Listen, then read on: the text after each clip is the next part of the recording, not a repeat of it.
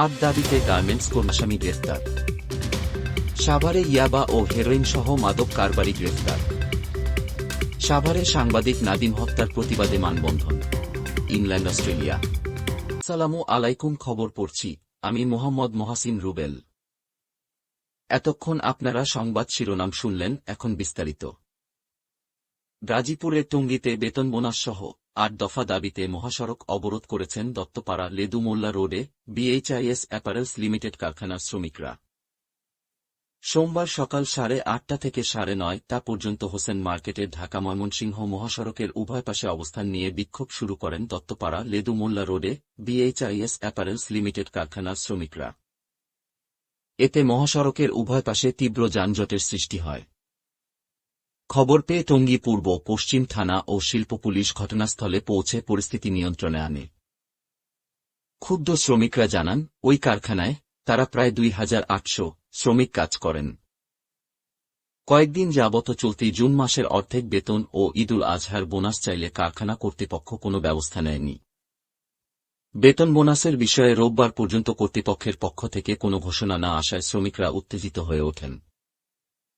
এক পর্যায়ে তারা কারখানা কর্তৃপক্ষের কাছে 20 তারিখের মধ্যে চলতি মাসের অর্ধেক বেতন ও ঈদ বোনাস, বার্ষিক ছুটির টাকা, ওভারটাইম কর্তন না করা, রিজাইন দিলে যথাসময়ে পাওনা পরিশোধ করা, প্রতি মাসের বেতন পরবর্তী মাসের 7 কর্মদিবসের মধ্যে পরিশোধ, মাতৃত্বকালীন ছুটির টাকা যথাসময়ে পরিশোধ, ওভারটাইম রাত 9টা পর্যন্ত নয়, কারখানার কর্মকর্তা ইসমাইল ও শামীমকে চাই না এবং ছুটি ও গেট পাস কেন দেওয়া হয় না, এসব দাবি উত্থাপন করে কাজ বন্ধ রেখে বাসায় চলে যায়।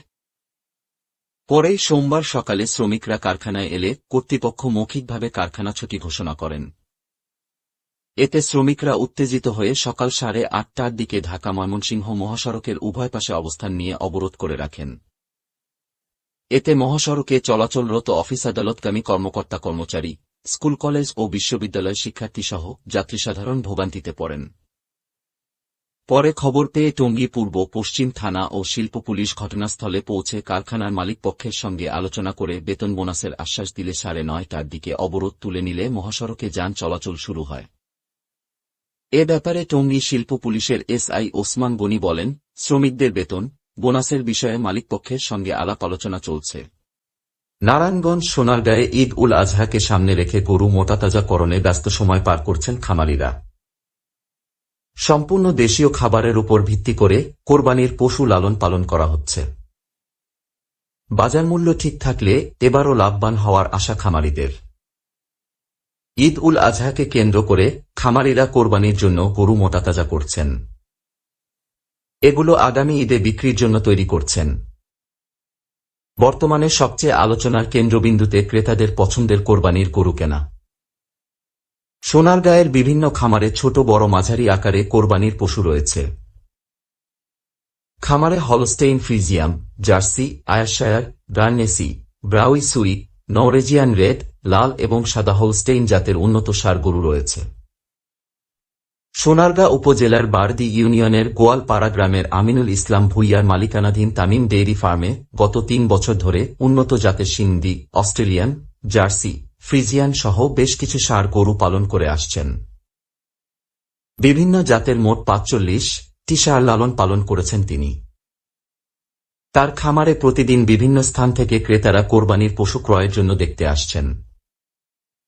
আসন্ন ঈদুল আজহাকে সামনে রেখে এবছর 2782 জন খামারি সোনারগাঁয়ের বিভিন্ন গ্রামে কোরবানিতে বিক্রির জন্য পশু মোটাতাজাকরণ করেছেন।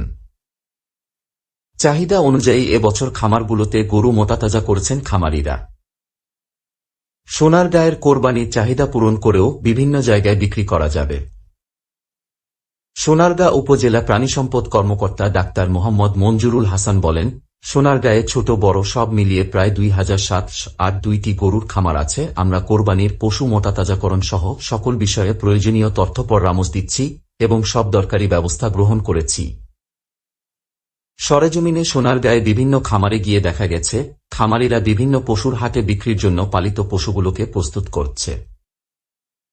খামারিদের সঙ্গে কথা বলে জানা যায়, গো খাদ্যের দাম কয়েক দফায় বৃদ্ধি পাওয়ায় লাভের আশঙ্কা কম, তবে ভারতীয় গরু বাজারে না আসলে হয়তো তাদের পালিত পশু বিক্রি করে কিছুটা লাভের মুখ দেখতে পারবেন তারা।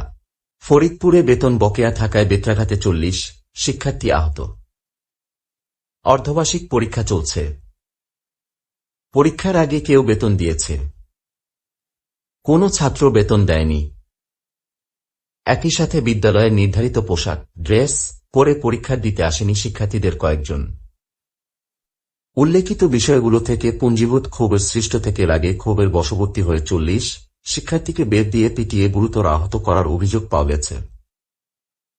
চাঞ্চল্যকর ঘটনাটি ঘটেছে আজ সকাল 10টার দিকে ফরিদপুরের ভাঙ্গা পৌর এলাকার কাপুরিয়া সদরদি এম ওসমান মডেল স্কুলে। প্রতিবাদে বিক্ষোভ মিছিল করেছে শিক্ষার্থীরা। পরে উপজেলা পরিষদের চেয়ারম্যান এস.এম. হাবিবুর রহমানের কার্যালয়ে ও উপজেলা নির্বাহী অফিসার আজিম উদ্দিনের কার্যালয়ে গিয়ে একটি লিখিত অভিযোগ ও শারীরিকভাবে আহত করার বিভিন্ন চিত্র তুলে ধরেন এম ওসমান স্কুলের শিক্ষার্থীরা। শিক্ষার্থীদের অভিযোগের বিষয়টি তারা খতিয়ে দেখবে বলে আশ্বস্ত করলে ঘরে ফিরে যায় শিক্ষার্থীরা। আহত শিক্ষার্থীরা ভাঙ্গা স্বাস্থ্য কমপ্লেক্সে গিয়ে প্রাথমিক চিকিৎসা নেন। স্কুলের শিক্ষার্থী শুভ জানান, প্রতিদিনের মতো তারা স্কুলে পরীক্ষা দিতে আসে। এ সময় পরীক্ষা হলে প্রবেশ করার সময় প্রধান শিক্ষক ও সহকারী শিক্ষকরা বকেয়া বেতনের কথা বললে তারা অনেকেই পারিবারিক বিভিন্ন সুবিধা অসুবিধার কথা শিক্ষকদের সামনে তুলে ধরে আগামী দিনের বেতন দিতে চাইলেই প্রধান শিক্ষক এম ওসমান স্যার ও সহকারী শিক্ষকরা কয়েকজন ক্ষিপ্ত হয়ে ওঠেন।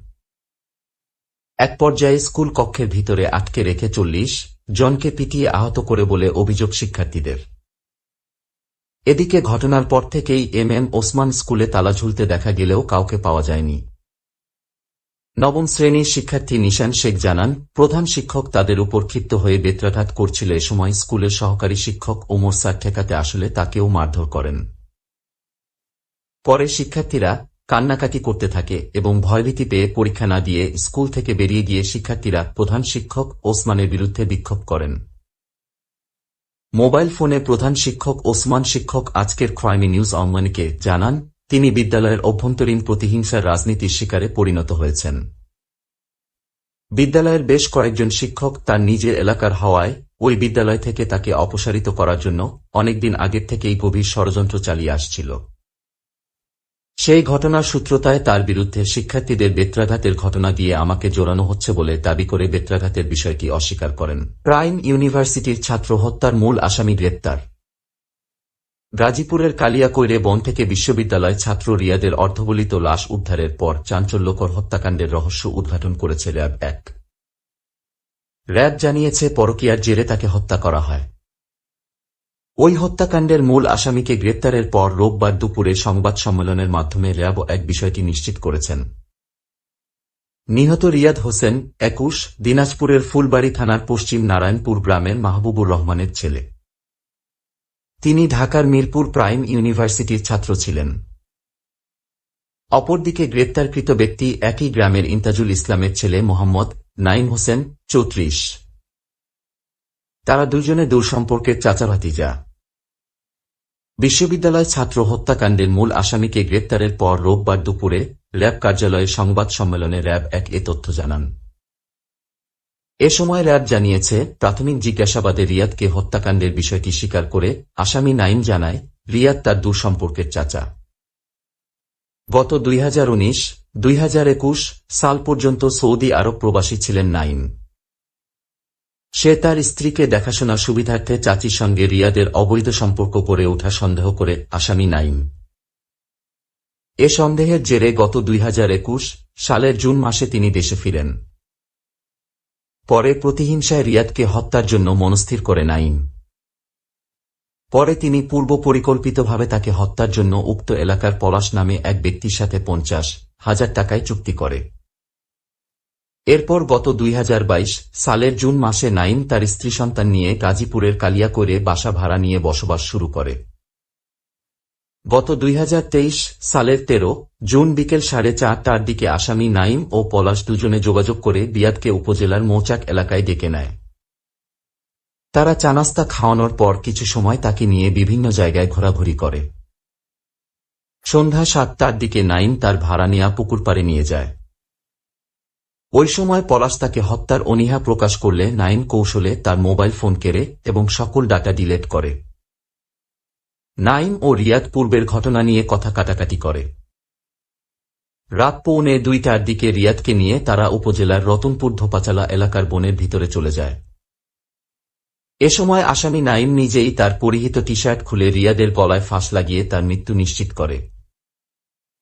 তাকে হত্যার পর তারা ঘটনাস্থল থেকে পালিয়ে যায়। এর 3 দিন পর গত 16 জুন রাত 7:30টার দিকে তার লাশ উদ্ধার করে কালিয়াকৈর থানা পুলিশ। এ ঘটনায় পরের 17 জুন তার পরিবার কালিয়াকৈর থানায় একটি হত্যা মামলা দায়ের করে। এর আগে গত 12 জুন থেকে নিখোঁজ ছিলেন রিয়াদ। তার নিখোঁজের পর জিএমপি সদর থানায় একটি জিডি করেন পরিবার। এদিকে উক্ত নৃশংস হত্যাকাণ্ডটি এলাকায় ব্যাপক চাঞ্চল্যের সৃষ্টি করে।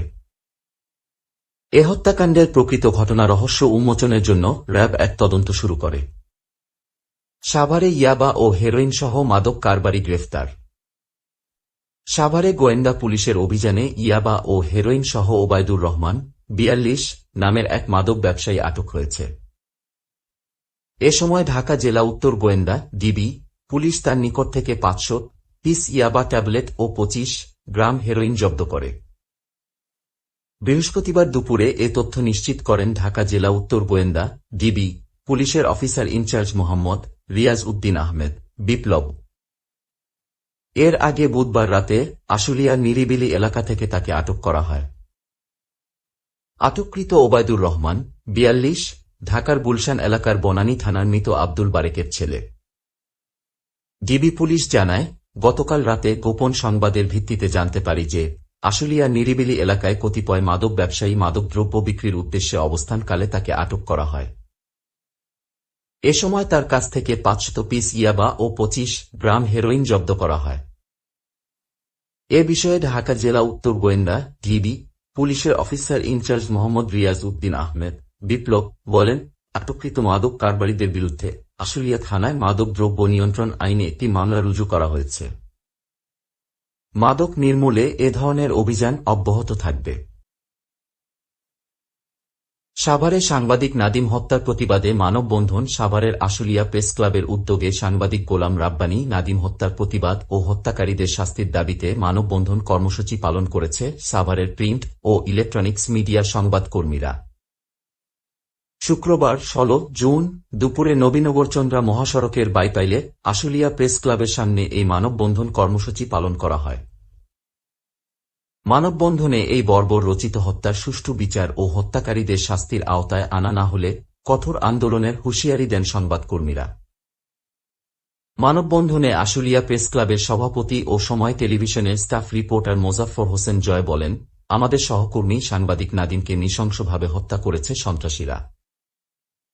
শুধুমাত্র সংবাদ প্রকাশের জেরেই স্থানীয় এক ইউপি চেয়ারম্যান তার উপর এই হামলা চালিয়েছে। আমরা দ্রুত দোষীদের আটক ও তাদের শাস্তি নিশ্চিতের দাবি জানাচ্ছি। অন্যথায় সারা দেশের সাংবাদিকদের নিয়ে আরও কঠোর আন্দোলন গড়ে তোলা হবে বলেও হুঁশিয়ারি দেন তিনি। আশুলিয়া প্রেস ক্লাবের নির্বাহী সদস্য ও এটিএন নিউজের ঢাকা জেলা প্রতিনিধি জাহিদ হাসান শাকিল বলেন, শুধুমাত্র সাংবাদিকতা করায় আজ জীবন দিতে হয়েছে সাংবাদিক নাদিমকে। আসলে সাংবাদিকরাও মানুষ, তাদেরও পরিবার আছে, সন্তান আছে। আজ নাদিমের সন্তানরা এতিম হয়েছে। আমরা হত্যাকারীদের দৃষ্টান্তমূলক শাস্তি চাই। প্রসঙ্গত, সংবাদ প্রকাশের জেরে গত 14 জুন রাতে বাড়ি ফেরার পথে জামালপুরের বক্সিগঞ্জের পাথাটিয়া এলাকায় দুর্বৃত্তরা সাংবাদিক গোলাম রাব্বানী নাদিমকে পিটিয়ে আহত করে। পরে স্থানীয়রা তাকে উদ্ধার করে ময়মনসিংহ মেডিকেল কলেজ হাসপাতালে নিলে চিকিৎসাধীন অবস্থায় বৃহস্পতিবার তার মৃত্যু হয়। নিহত নাদিম বাংলানিউজ24.com ও 71 টেলিভিশনের সংবাদদাতা হিসেবে জামালপুর জেলায় কর্মরত ছিলেন। ব্যবসায়ীকে নির্যাতন, 2 পুলিশ কর্মকর্তা সাময়িক বরখাস্ত। শরীয়তপুরের জাজিরার পদ্মা সেতু দক্ষিণ থানার সদ্য বদলি হওয়া ভারপ্রাপ্ত কর্মকর্তা ওসি শেখ মোহাম্মদ মোস্তাফিজুর রহমান ও পরিদর্শক তদন্ত সুরুজ উদ্দিন আহমেদকে সাময়িক বরখাস্ত করা হয়েছে। বৃহস্পতিবার 15 জুন পুলিশ সদর দপ্তর থেকে এ আদেশ দেওয়া হয়। আদেশটি সন্ধ্যায় শরীয়তপুরের পুলিশ সুপারের কার্যালয়ে পৌঁছায়। ওসি মোস্তাফিজকে চট্টগ্রাম ও পরিদর্শক সুরুজকে বরিশাল রেঞ্জে সংযুক্ত করা হয়েছে। শরীয়তপুরের নাওডোবা এলাকার দুই ব্যবসায়ী সাদ্দাম চোকদার ও বকুল চোকদারকে ছিনতাই মামলায় থানায় নিয়ে নির্যাতন চালিয়ে ৭২ লাখ টাকার চেক নেওয়ার অভিযোগে এই দুই পুলিশ কর্মকর্তাকে সাময়িক বরখাস্ত করা হয়েছে।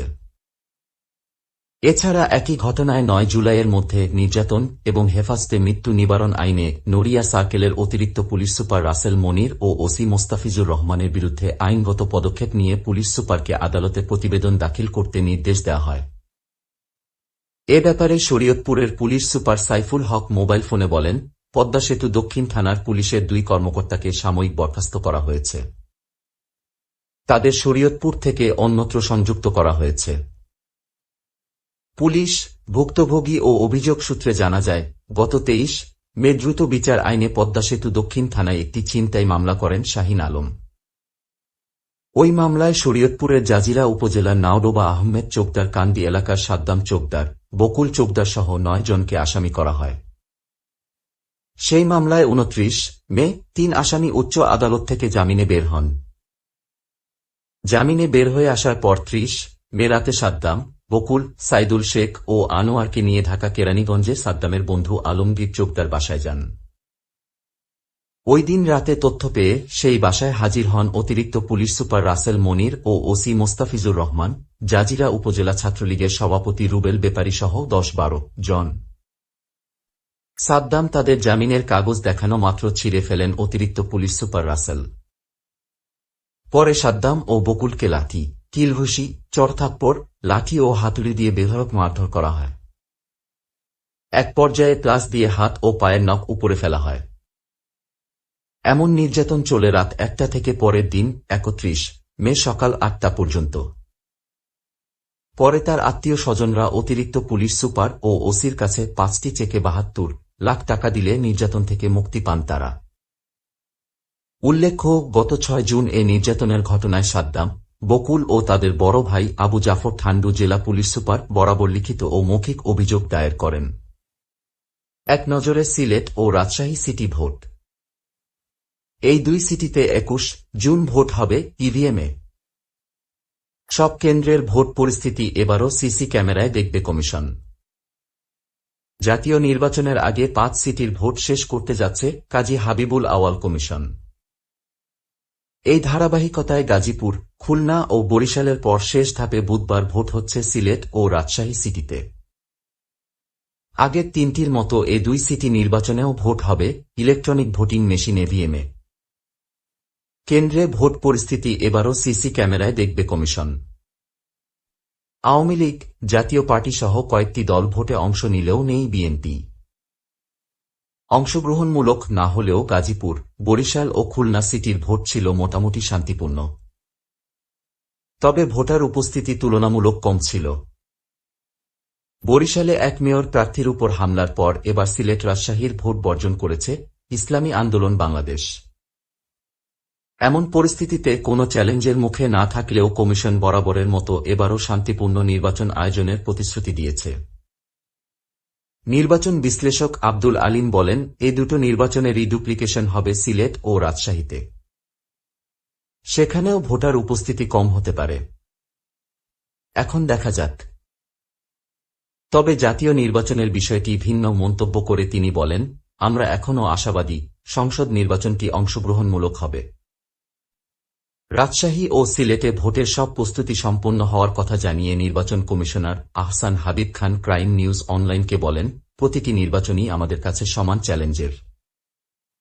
প্রতিটি নির্বাচন থেকে অভিজ্ঞতা নিচ্ছি, সবার প্রত্যাশা পূরণের চেষ্টা করে যাচ্ছি। সিলেট, রাজশাহী সিটি নির্বাচন এখন আমাদের সামনে। এখানেও শতভাগ নিরপেক্ষভাবে সুষ্ঠুভাবে করতে সক্ষম হব। আমাদের মেয়াদের সবগুলো নির্বাচনই ভালোভাবে করেছি, আগামীতেও তা অব্যাহত থাকবে। তিনি জানান, ভোটের আগে, ভোটের দিন এবং পরে অনিয়ম, গোলযোগ ও সহিংসতা যাতে না ঘটে সে বিষয়ে কঠোর নির্দেশনা রয়েছে। আচরণবিধি প্রতিপালনে স্থানীয়ভাবে কার্যকর পদক্ষেপ নেওয়া হয়েছে। আমাদের কাছে সব প্রার্থী সমান, সব দলও সমান। ভোটারদের নির্বিঘ্ন পরিবেশ তৈরিতে আমরা বদ্ধপরিকর, বলেন এই নির্বাচন কমিশনার। সিলেট মেয়র পদে প্রার্থী আওয়ামী লীগের মোহাম্মদ আনোয়ারুজ্জামান চৌধুরী, নৌকা। জাতীয় পার্টির নজরুল ইসলাম বাবুল, লাঙ্গল। ইসলামী আন্দোলন বাংলাদেশের মাহমুদুল হাসান, হাতপাখা। জাকের পার্টির মোহাম্মদ জহিরুল আলম, গোলাপ ফুল। স্বতন্ত্র মোহাম্মদ আব্দুল হানিফ, কুটু, ঘোড়া। স্বতন্ত্র মোহাম্মদ ছালাহউদ্দিন রিমন, ক্রিকেট ব্যাট। স্বতন্ত্র মোহাম্মদ শাহজাহান মিয়া, বাস। স্বতন্ত্র মোশতাক আহমেদ রুফ, মোস্তফা, হরিণ। টিভির সময় সূচি মঙ্গলবার 20 জুন 2023। এজবাস্টন টেস্টের পঞ্চম দিনে মুখোমুখি ইংল্যান্ড ও অস্ট্রেলিয়া। ইংল্যান্ড অস্ট্রেলিয়া প্রথম টেস্ট, পঞ্চম দিন, বিকাল 4টা। শনি 10-5 ক্রিকেট। ইউরো বাছাই। আইসল্যান্ড পর্তুগাল, রাত 12:45। শনি 10-1। বেলজিয়াম এস্তোনিয়া, রাত 12:45। শনি 10-2। প্রীতি ম্যাচ।